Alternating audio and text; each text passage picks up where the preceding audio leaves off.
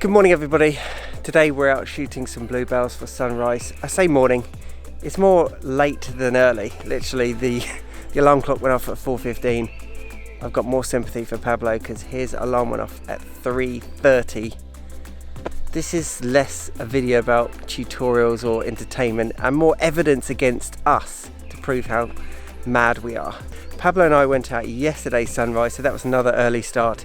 He came to this woods at sunset last night and he's back again. So just when you think I'm a bit mad for getting up early, there's always somebody crazier than you are. That's my friend Pablo. So we've got here with plenty of time, way before the sunrise, and that's so we could scope out some locations. We've been here, this is the fourth time here in a week. Last week the bluebells were not in full bloom, but actually yesterday it rained for the first time in maybe a month, so I think that's really helped the bluebells kind of pop and come out. Photography in woodlands is not easy. When you come out, there's a lot of noise. I mean, this is a particularly good looking woods. You've got quite regular looking trees. Just being careful to stick to the paths as much as possible so that I don't damage the bluebells. So I'm not an expert when it comes to woodland photography. I'm sure there are loads of other YouTubers that are better than I am, but I'd say I'm pretty good at it, and it's all about the light. When you're photographing the bluebells, yesterday sunrise we were out before the sun came up, found a nice composition, did not work without direct sunlight. I'm probably going to share some of the photographs that I took yesterday because once you've seen one bluebell woods, they kind of all start to look the same. But if you can see this tree behind me, I think that this serves as good foreground interest. You've got a tree here and then you've just got kind of a low level bank of branches and leaves hanging out, something like that. This is what I'm looking for when I'm looking around for a nice composition. You haven't even spoken in the video yet because I've said Pablo's here, but they might just think you're my imaginary friend or something. Look, there is somebody there behind the camera. I'm real. We thought we had found a location that we're going to set up at, and then another photographer, Jamie Fielding, I'll put a link to his images in the video. He's recommended a place just along the path, so we're going to relocate. Yeah, I think set up here. Yeah, I think so. Okay, it's all quite calm at the moment, but if and when the sun does come out, this is what's going to be running through my mind. I'm going to be going for quite a wide shot, f16, because I'm shooting into the sun.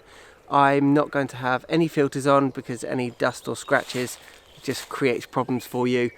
f16, you've got to make sure that you've got a clean sensor, otherwise you get dust spots. And the reason I'm shooting at f16 is so that I can get a sun star. In order to get the best effect, you want the sun to just be poking out from behind a tree, behind a branch, behind a leaf. If you shoot just straight into the sun, it doesn't give you the same effect. And how good a sun star you get depends upon your lens and how many aperture blades you've got. Yeah, that's the theory. If the scene has too much dynamic range, then I'll probably bracket the image. But other than that, nice and straightforward. I think Pablo's got a shot over there in my composition. So although we got here an hour ago, still haven't taken any photographs, but that's life, isn't it? Pablo, what time did your alarm clock go off this morning? 3:30. You happy about that? Well, yeah, yes, as happy as we can be. Are we mad getting up at this time? That's what my partner says, yes. Well, and she's not the only one saying that. Yeah. Luckily, there's always Adobe stock for nice photos. Foreground replacement and sky replacement. That's what's happening here. So maybe I have to recycle some skies and some bluebell photographs from 7 years ago. We talk about this a lot when we go to locations. I'll come out here, 3 cameras today, and then just before I leave I just take an iPhone snap, and sometimes that seems to be the best photograph I take all morning. Sometimes, always. Damn the iPhone and its HDR. When it comes to photographing bluebells, what else do we photograph? Poppy fields a lot. It's an illusion. We were joking, it's a bit like when you're in the desert and you think you can see water. Everything in the distance always looks a lot more dense, and you think, oh, there's a good patch over there, we'll go over there. And then you go over there, And it's gone. it's not dense at all. It's an illusion, but you can help yourself out by changing the height of your camera. So if I spin the camera around, the bluebells here don't look so dense with a wide angle lens from here, and then you come down lower and you can see everything gets compressed here. You can help things even further by using a telephoto lens, but that's not the look or the shot that I'm going for today. But if you want Bluebell woods to look dense. Use a long lens, 70 to 200, 100 to 400. The lens choice for today, I've kept it quite simple. I've got a 16 to 35 to get this wide shot f16 that I'm talking about, and I've also brought a 100mm macro lens. I bring a macro because even if the sun doesn't show itself, you can still just crop in, use a macro lens. It obviously still looks much better if it's actually got some lighting in it, but worst case scenario, you can still take some close-up shots with a macro lens. Sun's coming out, Pablo. All right, stop talking, Ben, take some photos. So this is the shot that I'm getting, f16. I'm getting sun star. You probably won't be able to see that on the camera.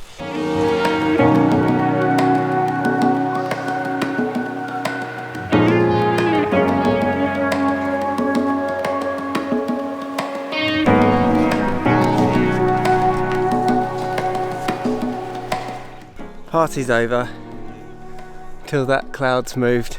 We've got some shots that we're happy with. Oh, so light dependent. I mean, have a look at this now. This nail's gonna go through my jeans. I can just feel it. I think that this is an old deer watching station, is that right?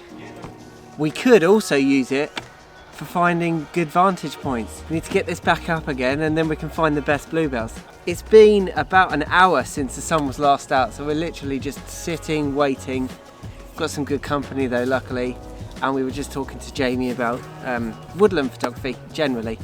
So if this doesn't happen, then if I'm allowed out, I'm going to be coming back here at sunset as well. So we're just going to have to see what happens. Sun's out again, but the backlit situation does not work 2.5 hours after sunrise. So we're switching gears. Now we're shooting with the sun coming from the side of the scene. Pablo's going to take 100% credit for this composition. Okay, what I was saying earlier about using a longer lens to compress perspective and make it look like there are more bluebells, that is what I'm practicing right now. We are photographing this, it's not a lone tree, but it's the one tree amongst the woodland which has just got very low-lying leaves, just one ring wrapping around the trunk, and everything else around it's pretty clear. So I've switched to the 70 to 200, shooting at my usual settings. F11, ISO 100, shutter speed is 1/10 per second, just waiting for the sun to come out.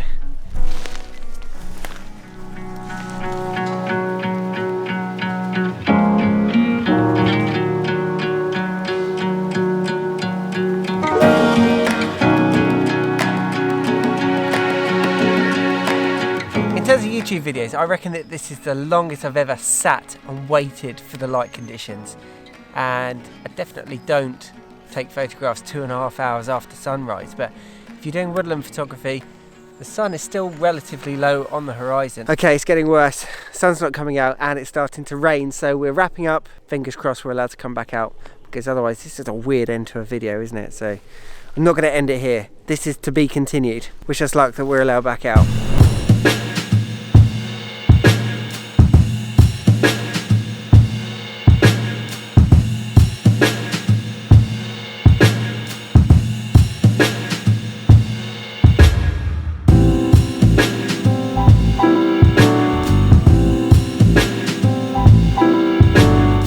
Back, it's the same day, and as you can tell, the sun is out winning, and that looks like Pablo's car as well, so I guess I'm gonna have to go and find him in the woods.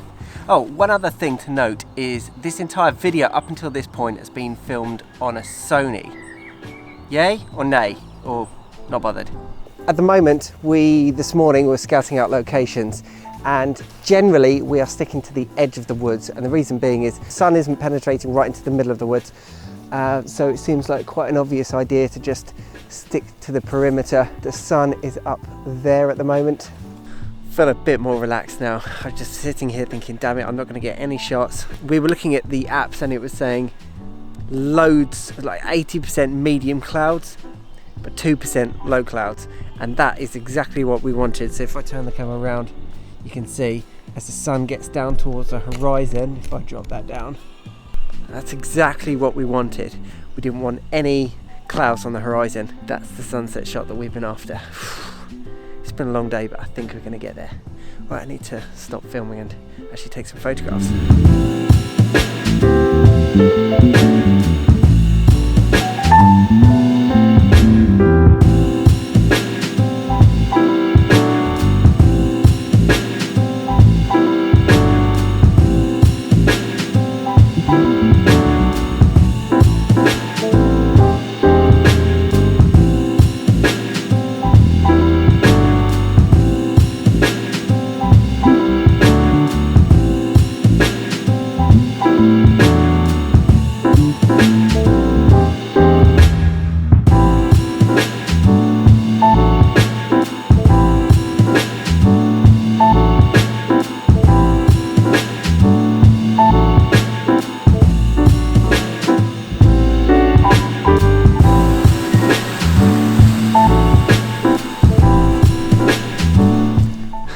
bring out too much equipment.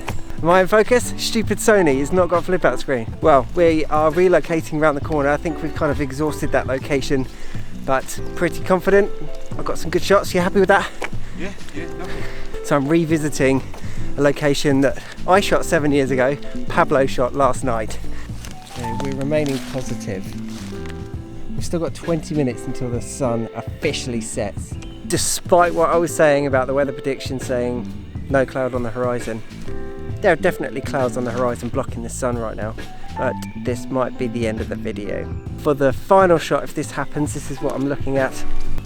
I don't need to photograph it, Pablo's already got it. So How much are you willing to pay? How much? I'll pay you an exposure. Exposure? Yeah, we're always joking about people asking to use our photographs in exchange for exposure. How much exposure? All of it. And they don't take a commission on the exposure either. So, anyway, this is the composition. There's some bluebells on a hill here, so as soon as you come down here to this level, it just looks like a dense carpet of blue. Tell you what, we've been looking at bluebells. You know you've got your lens cap on, don't you? Yeah, no, I was just looking at the photo. Well, if people are watching this and they go, he's pretending to look through his camera and he's got his lens cap on. No wonder I have to bump up the ISO. That's so it. much. But Sony can still see straight through a lens cap because they're so good in low light. I think we've become bluebell blind. We've just been staring at bluebells all day. And we're getting a bit fussy, like, nope, that's not good enough. There's a twig there. Nope, it's not right. Yeah, I think we've gone a bit blind.